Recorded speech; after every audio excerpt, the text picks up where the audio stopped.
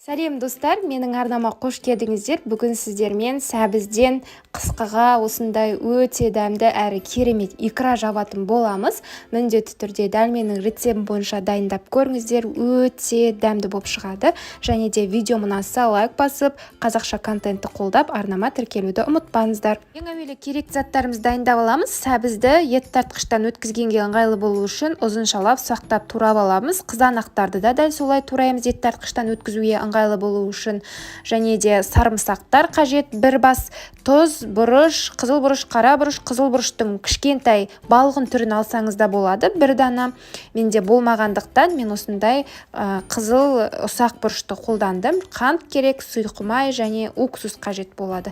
Және де банкаларымызды осылай ең әуелі стерилдеп алуды ұмытпаңыздар. Ендеше біздің көкөністерімізді ет тартқыштан өткізіп бастайық. Ең әуелі сәбіздерімді осылай ет тартқыштан өткізіп алдым. Ары қарай қызанақтарымды ет тартқыштан өткіземін. Және бөлек чеснокты да ет тартқыштан өткізіп, бөлек ыдысқа салып қоямын. Чеснокты себебі оны соңында қосатын боламыз. Енді арнайы қазанға ет тартқыштан өткізілген сәбізімізді, қызанақтарымызды саламыз. Және де тұзын, бұрышын, қызыл бұрышын қосамыз, қантын себеміз. Барлығын жақсылап араластырып аламыз. Сұйық майын құямыз. Бірден араластыра отырып, және де пештің астын қосамыз.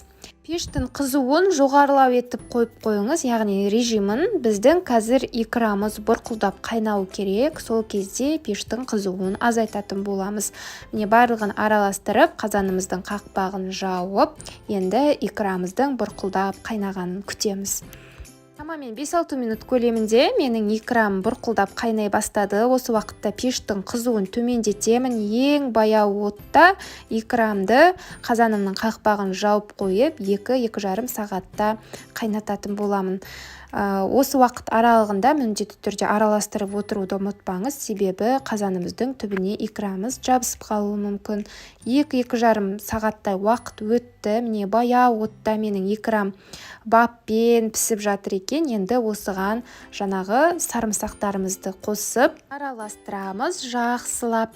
Енді сарымсақтарды қосқаннан кейін осы баяу отта қазанның қақпағын жауып қойып, шамамен 15 минуттай бұқтырып пісіреміз қайтадан. Тек қана 15 минут пісіреміз сарымсақты қосқаннан кейін. Енді міне 15 минуттан кейін қазанның қақпағын ашып, оттың астын сөндіреміз пештің. Бір ас қасық уксус қосамыз. Қайтадан жақсылап араластырамыз. Енді тек қана пештің өзінің қызуында қазанның қақпағын жауып қойып, шамамен 30 минуттай ұстаймыз. 30 минутта біздің икрамыз қазір дайын болып шығады. Міне біздің икрамыз дайын болды. Енді арнайы стерилденген банкілерге икрамызды құямыз.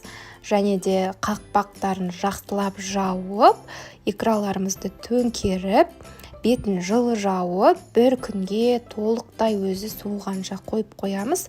Және де икраларыңызды міндетті түрде салқын жерде сақтаңыздар, сонда жақсы сақталатын болады. Неге осылай төңкеріп қойып қоямыз. Мен өзімізге де бөлек жеуге алып қалдым. Өте дәмді әрі ерекше болып шығады. Және қыздар, осы YouTube каналымда баклажаннан бакат салатыныңды дайындау жолы бар. Қыста рахмет айтып жейтін ең дәмді салаттардың бірі десем болады. Міндетті түрде менің рецептім бойынша қысқыға жауып дайындап көрсеңіздер болады.